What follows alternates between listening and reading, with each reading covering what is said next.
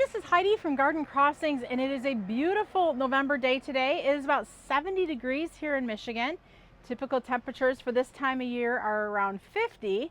So I thought as long as the sun is shining and the weather's gorgeous, let's get out and do another garden tour. There still are a few plants that are holding on, so I think that's really fun to see that even in November, some plants are still shining and doing great. For those of you who are new to this channel, Garden Crossings is a mail order company located in Zeeland, Michigan. We are a zone 5B, 6A. So a lot of the plants, well, all the plants that you're seeing are hardy, at least down to about a zone 5B. If there's anything that you like in this video, you can go to our website, gardencrossings.com, and order them online to have them shipped directly to your door. Or if you're local here to Zeeland, Michigan, you can stop into our garden center during the spring and summer months. So let's go ahead and take a look at what's going on here in the gardens today. So we're going to start off with what I think is really most impressive for November is our Supertunia Vista Jazzberries. They are still going strong. We've ripped out almost all the annuals at this point, but we did just leave this little block in here because I think it's fun to watch and just see how long they're going to hold on. Planted in front is the sedum lemon coral, which again is doing really great. Both of these here are annuals in Michigan and have really done fabulous all summer and have given us many, many, many weeks of bonus time now here in the fall. This is our new annual bed, which pretty much all the annuals have been pulled out of now, but we do have some perennials sprinkled throughout. So let's go ahead and take a look at the things that are currently still blooming. Here we have the Alstroemeria Inca Ice, doing fabulous. This is a long blooming perennial that blooms virtually all season long here in Michigan. Just starting to do a rebloom, I think it may be a little confused, is the Phlox Spring Bling Pink. Look at these beautiful flowers. So in the spring, this plant is usually covered in all of these light blush pink blooms, but it's just given us a little bit of surprise fall blooms at this point in the season. It is looking really pretty.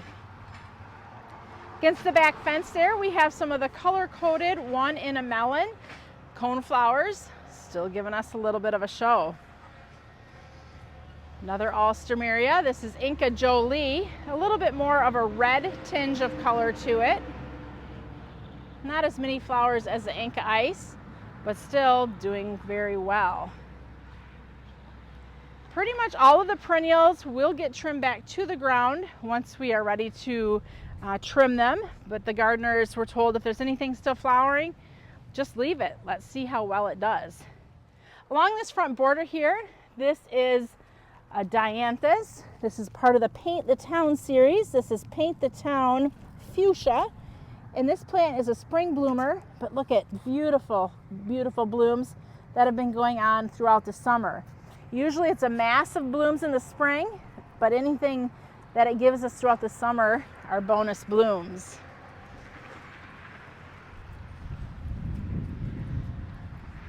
In the back here, looks like a Monarda's putting out a couple blooms. This is part of the Upscale series. Beautiful red bloom there. Nice burgundy foliage too for the fall. Leucanthemum. These are the Daisy Mays, a few little flowers sprouting.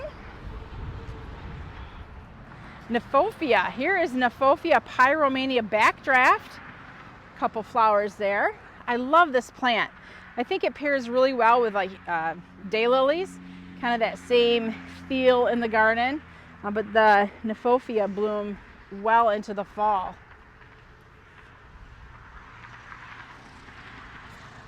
Phlox Opening Act Ultra Pink has a few little cute blooms. The Atlas Rose, oh, this plant just continues to shine. Look at that beautiful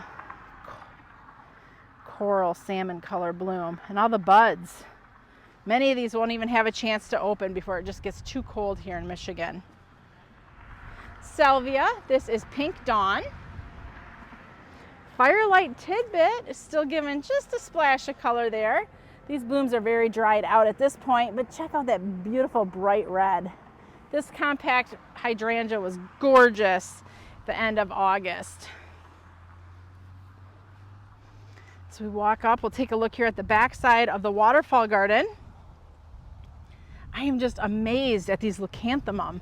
Like, especially once they got everything kind of trimmed back and all the annuals pulled out, a lot of these perennials, because they were sort of hidden, have had a chance to reflush out. November, and check out these Daisy May. I was walking up from the garden center entrance and I could see them and I was like, wow, that is a lot of color for November, especially from these leucanthemum, because these were blooming the beginning of, well, yeah, beginning of June is when they started blooming, and they've continued to just kind of put on more and more blooms throughout the season. Look at that, such a bright, cheery plant on a November day.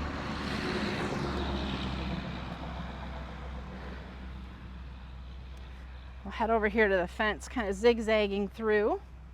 There's a few things that are blooming over here. These irises are crazy. Like, they've never rebloomed before. And I don't know the variety, so I apologize. These are something that's very old that we just kind of keep transferring among the landscape. But look at that. So many flowers. Calicarpa pearl glam. Getting the little berries on it. Now, I thought these berries actually were bigger, and maybe it's because this plant is just young. I've never seen a Calicarpa bloom before, so like this is my first time really seeing it in berry, but it's really pretty. The berry poppins is really putting on a show. So this is a holly that will lose its leaves. So once the leaves all drop, the berries are really going to be predominant. But right now, even kind of poking through the green foliage, a lot of red berries. With berry poppins, you do need a male pollinator. So Mr. Poppins would be the male pollinator. Their iris. The Agastache were doing really well too. Now they've really kind of started to slow down quite a bit, but you can at least see the size and the habit. This is the meant to be queen nectarine. And even though there's not a lot of flowers present, there's a ton of honeybees, which I feel like this year we've really seen bees like a lot later in the season than what we have in years past. There's some more of that queen nectarine. And even when the flowers fall off, like you can see the little orange flowers there, it still looks pretty with that burgundy, the burgundy on the spikes. Another berry poppins there, kind of stands out when you start to see those red berries. Gorgeous. These are young plants. They've only been in here about 2 years, so they'll probably get about 5 to 6 foot tall when they're mature. So these are on the short end because they're just new. Some heuchera looking really nice. Wild berry. The picture plants, those are holding in really good. This is something new we'll have in 2023. Beautiful iris again, doing a great job. I'll give you a quick little sneak peek into a project that we're working on. So this greenhouse range, we were originally going to put what's called a lean-to on the end of this greenhouse, which is just kind of like a side that kind of leans in. But when we got thinking about it, the sidewalks, they were already laid, and where the lean-to is going to kind of cut down, we figured that when we pushed shipping carts on that sidewalk, it would have hit the side of the lean-to, so we had to scratch that idea. So we should have done this project last winter, but we were going to try to recycle what we had and move a lean-to that was currently in use last winter to this space, but the lean-to will stay where it's at, and then we just had to buy this additional section of greenhouse to complete this north end of our property. So this will be as far forward as the greenhouses go. We're going to have kind of like a little grass park-like setting, and then we've got the huge flower berm that we're planting out there. That's been out there for, this is the second growing season, and we kind of keep adding things to it, so it's not super mature yet. But this will be the end of the greenhouses, and they kind of line up really nicely with the front fence that is surrounding our butterfly greenhouse, which you're seeing just above the fence there. So we'll get this all landscaped nice. I think we're going to even have plans for in front of this greenhouse here where we'll put like a retaining wall and then landscape in front of the retaining wall as well. So we'll head out to the new berm and just take a look at what's going on out here. You can see there's a lot of parts here yet for the greenhouse. And I'm not sure if these are extra parts or actually no, a lot of this is what they're going to hang like the basket lines on, and it just also stabilizes the greenhouse a little bit. So some of this is extra, but a lot of this is still things they got to put on the inside of there. So let's take a look. What is blooming out here? I'm really not like thinking we're going to see a lot, but let's just walk and see what there might be. So here's a little rose holding on. This is, I think, the reminiscent pink rose. Really pretty. This bush was just planted, you know, this summer, so it's not big. But at least it's given us a little something to look at. Virginia, Miss Piggy, a little flower there. But the foliage, check out that great fall burgundy foliage. A lot of this might be more about the foliage than it will be about the flowers. Desert plains grass. There's a planting there of 3 of those. Those are great for fall interest and winter interest, just kind of blowing in the breeze.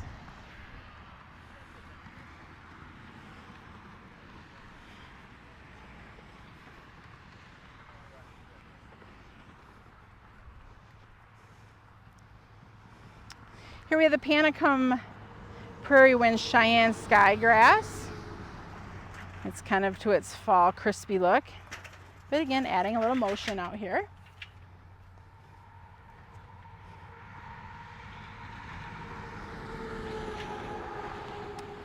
Monarda, this is the upscale pink chenille, and it's not flowering, but I wanted to show you the great fall foliage. Look at the beautiful burgundy colors on that Monarda. Durvilla starting to kind of get ready to drop their leaves, but here we have the Kodiak Fresh, beautiful fall foliage.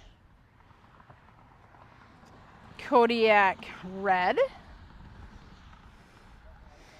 and Kodiak Orange. Few little blooms hanging on here to the anemone, Fall in Love Sweetly. So this had really pretty bright pink flowers when it was in full flower, but most of the plants are done flowering now. So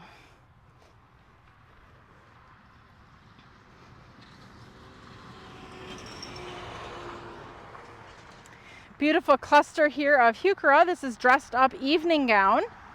Really a deep dark foliage. Not the best placement for this plant because it blends in with that black bark. But if you have an area that is brighter than this, and if you don't use the black bark, that really is a nice plant. Mound of sedum that needs to get trimmed back. So this area was planted just late this summer, early fall. We got this beautiful stone wall in place, and so it was ready to be planted up. So what I had the girls do is I wanted like drifts of coneflowers in this space and then also phlox. So they just did kind of groupings of a lot of different things. Also some dianthus, so because dianthus is a spring bloomer, and obviously I wanted some spring bloom in this area as well. So this will be pretty next year. I can't wait to show you the video as it comes back. But drifts there of coneflower foliage you're seeing. Dianthus across the front. Different varieties of dianthus. Wildberry heuchera. Some opening act pinkadot. A little bit of white blooms on there. More coneflower. And then as we kind of take the hill down a little bit, they did a grouping of the Heliopsis Bit of Honey. So I'm excited to see next year how those come back. That's a great long blooming perennial, and it's a new for 2023, so something to look forward to. Our new for 2023 varieties, Some of them are available now, but many of them will be available December 1st. We did a planting of mums across the front just to give this garden like some real pop of color, some real, bright, bold interest. And I think that's done a lot for this garden, because this garden to me just feels very, I don't know, young, embarrassing, ugly. I don't know those words. But I know it takes time. You can't have a beautiful garden overnight. Things have to grow. Things have to establish. So it's a work in progress. And remember, like when you're doing your garden too, like it's not going to be beautiful overnight. It's a work in progress.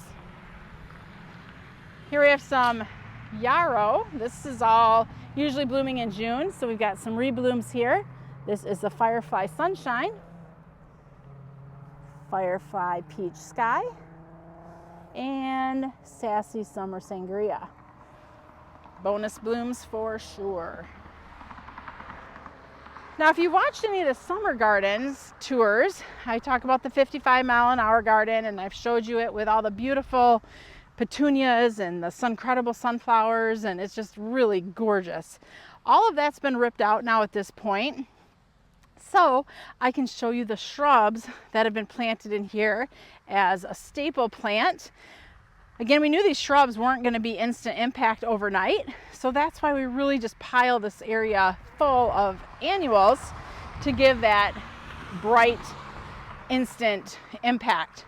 But this is a great time. I can show you the shrubs that are also placed in here. So in years to come, when these shrubs get a little size to them, these are going to be some of the really beautiful focal point things on the back side of the fence. So this is a Pugster butterfly bush. Here we have a purple pillar Rosa Sharon. So that's going to get really tall, probably about 10 foot tall. It'll stay narrow because it's a pillar or a columnar habit, but that's going to be cool once it gets 10 foot tall.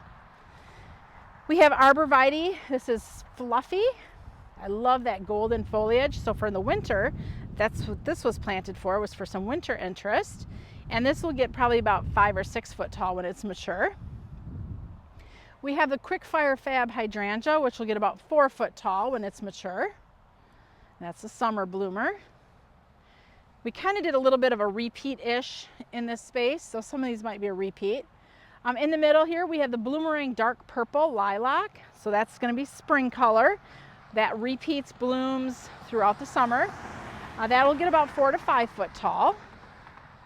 We have Berry Poppins, and we can see it's already starting to lose its leaves. So this was planted with the intention of winter color, with those beautiful bright red berries. We don't have any oak leaf hydrangea planted anywhere in any of these landscapes. So we added an oak leaf hydrangea here.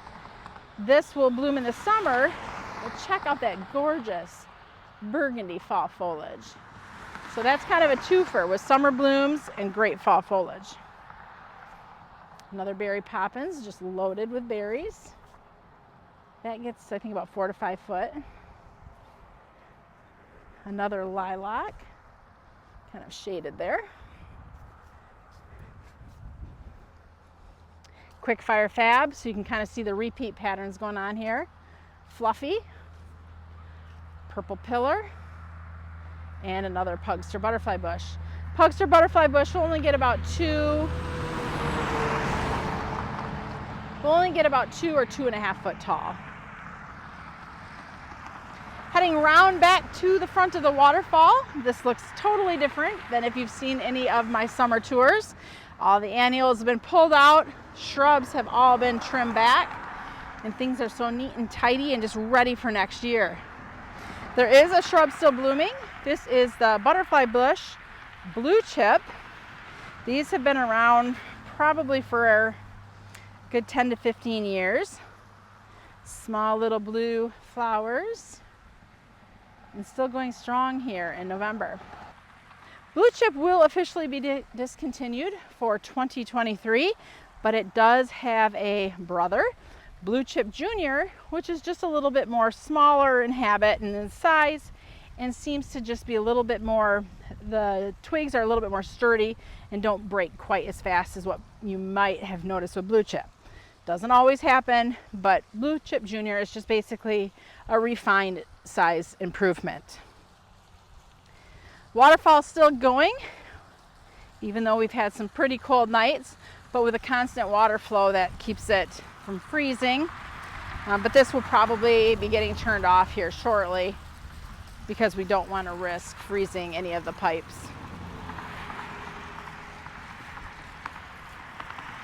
Making our way around, it's amazing how much the annuals did as far as contribute to this garden with it, the color. Just not a lot going on with those annuals gone. But I do want to show you another planting of the blue chip, which when all the annuals are in here, it's so hard to see them because they're buried. But just look at all the beautiful blooms here of the butterfly blue chip.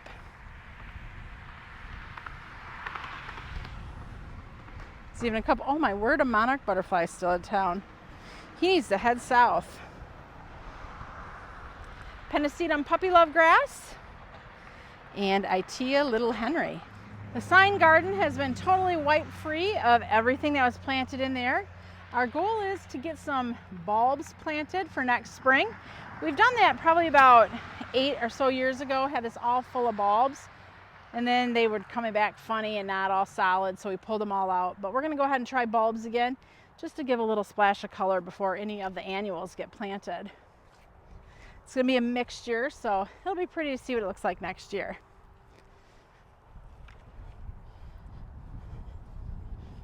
Heading over to this flower berm, we'll see what's flowering. I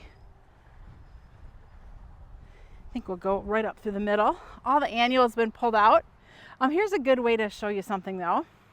So we plant annuals all along the front of this bed, and what we had found out was that like last year, they just were not doing well.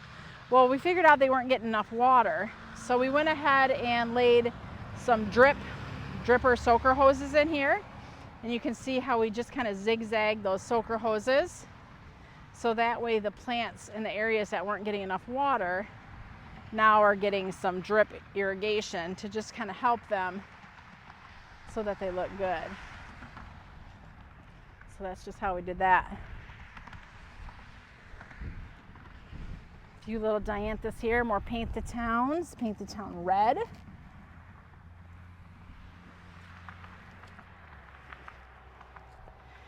Over here, what do we, oh, we have some Kniphofia still blooming. Rocket's red glare. This is a really pretty Kniphofia. Check out the beautiful red bloom.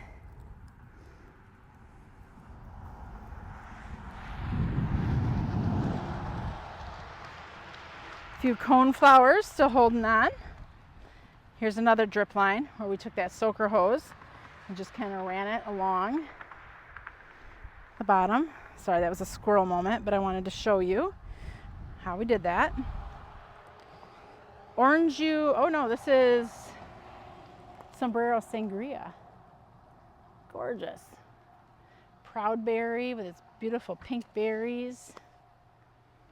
At Last Rose, still giving us a little bit of color.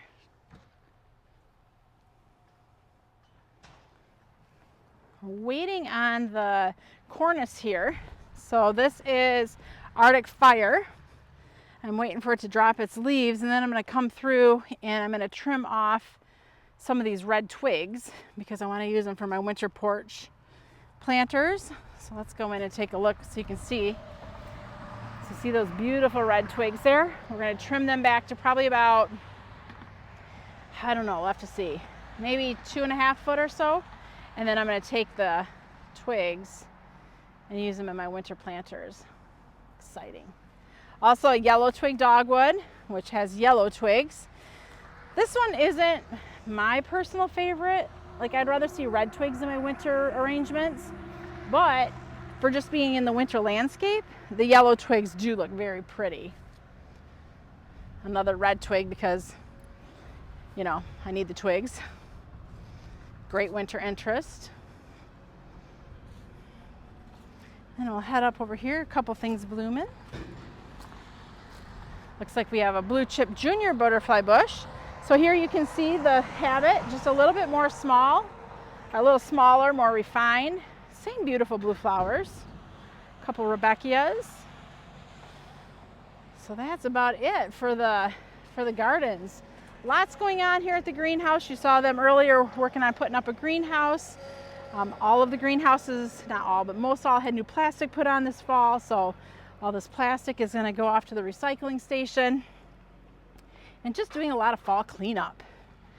Always something going on here at Garden Crossings, no matter what the season is. People joke with me and say, you must take the winter off.